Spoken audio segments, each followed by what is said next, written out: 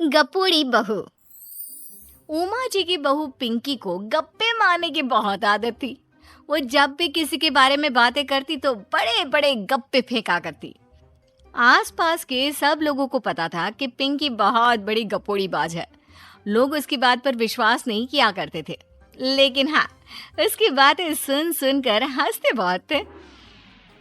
अरे बहू, पड़ोस वाली शर्मा जी है ना, उनकी बेटी का जन्मदिन है, तुम भी चली जाना। ठीक है मम्मी जी, ये तो बता दो गिफ्ट में लेकर क्या जाना है।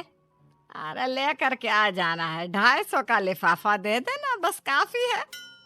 अरे मम्मी जी, अच्छा लगेगा क्या? पड़ोसी हैं हमारे, हमें कुछ बड़ा लेकर जाना चाहिए। अरे बहू, इतना काफी है। जानती हैं आप, मेरे मायके में जब पड़ोस में किसी की बर्थडे होती थी ना, तो मम्मी कुछ ना कुछ गोल्ड का ही देकर भेजती थी। पड़ोसी के बर्थडे में सोना? कैसी बातें करती हो। और नहीं तो क्या, आपकी तरह थोड़ी ना लिफाफा पकड़ा दिया। पिंकी शर्मा जी की बेटी के जन्मदिन में चली जाती है। अरे आज तो बड़ी सुंदर लग रही हो साड़ी में। जी मैं तो लहंगा पहनकर आने वाली थी, मम्मी जी नहीं मानी। अरे बेटा, बर्थडे पार्टी में तो साड़ी चल जाती है, मेरा मतलब कोई शादी थोड़ी ना है। कैसी बात कर रही हैं आप आंटी जी? मेरे मायके में तो छोटे छोटे फंक्शन भी हम लोग लहंगा बनवाते थे बुटीक से, डिजाइन करवाकर। चाहे पड़ोस पे किसी का जन्मदिन हो, मेरी मम्मी हमेशा बुटीक से नया लहंगा डिजाइन करवाती थी। मैंने तो ऐसा कहीं नहीं देखा, ये तो तुमने आज बड़े कमाल की बात बताई। अरे जाने दीजिए, कोई बात नहीं। और बताइए, आपकी बेटी नजर नहीं आ रही।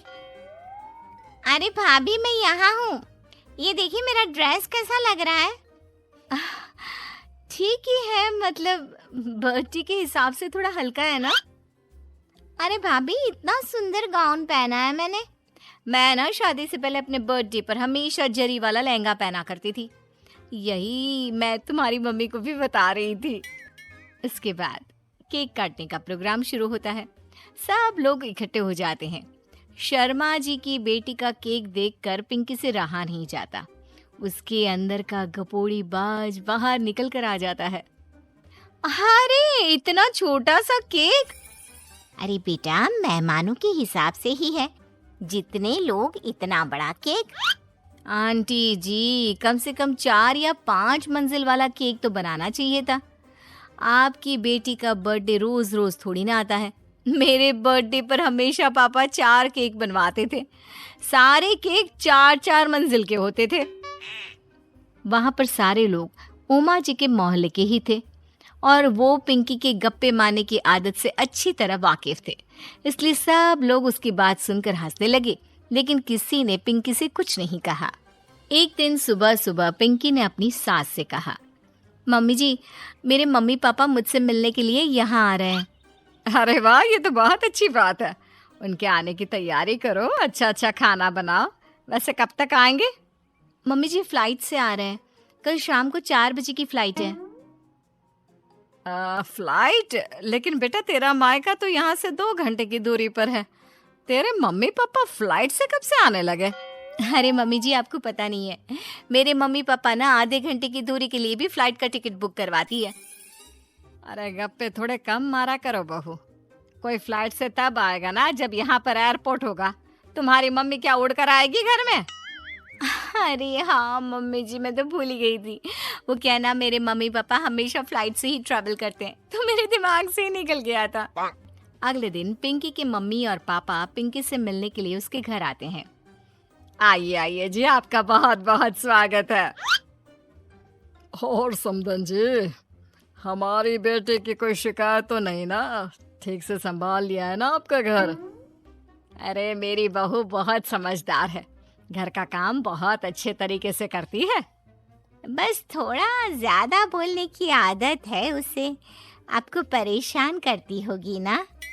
बात तो आपकी सही है, उसकी थोड़ा ज्यादा नहीं बहुत ज्यादा बोलने की आदत है।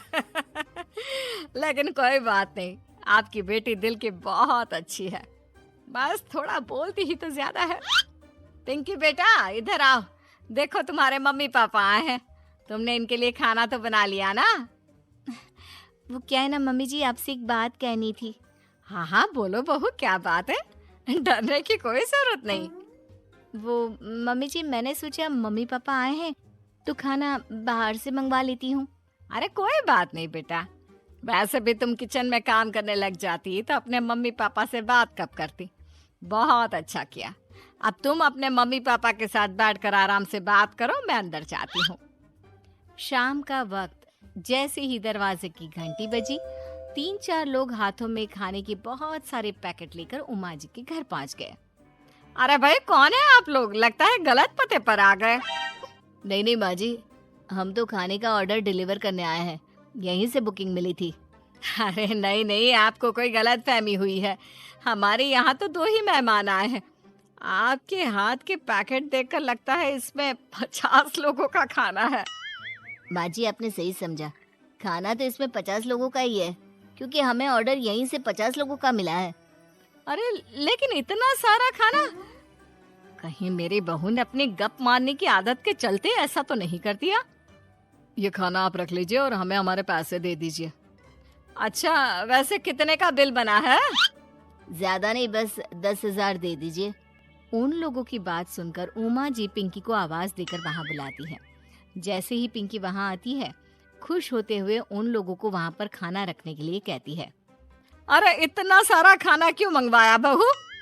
अरे मम्मी जी, मैंने आपको बताया तो था, मम्मी पापा आए हैं तो मैं खाना बाहर से मंगवा रही हूँ। ये बात सही है बेटा, लेकिन 2 लोगों के लिए 50 लोगों का खाना? अरे मम्मी जी, कुछ कम पड़ जाए तो अच्छा थोड़ी ना लगता है, और मेरे मायके में तो ऐसा ही होता है, एक्स्ट्रा खाना मंगवाते हैं हम लोग। तभी पिंकी के मम्मी और पापा वहाँ पर आते हैं। अरे बेटा, एक्स्ट्रा खाना मंगवाने का मतलब ये थोड़ी ना होता है कि 2 लोगों के खाने के लिए 50 लोगों का खाना मंगवा लो। और बेटा, तुम्हारी गप मारने की आदत के चलते 10,000 का बिल आया है। तुम्हें नहीं लगता ये गलत है? देखो बहू, बढ़ा चढ़ाकर बातें करना अपनी जगह, लेकिन इतनी बड़ी बड़ी फेंकना भी गलत है ना। पहली बात तो इतने सारे पैसे लगे, और दूसरी बात खाना वेस्ट होगा। आप लोग ठीक कहते हैं, मैं आज के बाद अपनी इस आदत को कंट्रोल करने की कोशिश करूंगी, और अब से गप थोड़ी कम मारा करूंगी। पिंकी की बात सुनकर सब लोग हंसने लगे।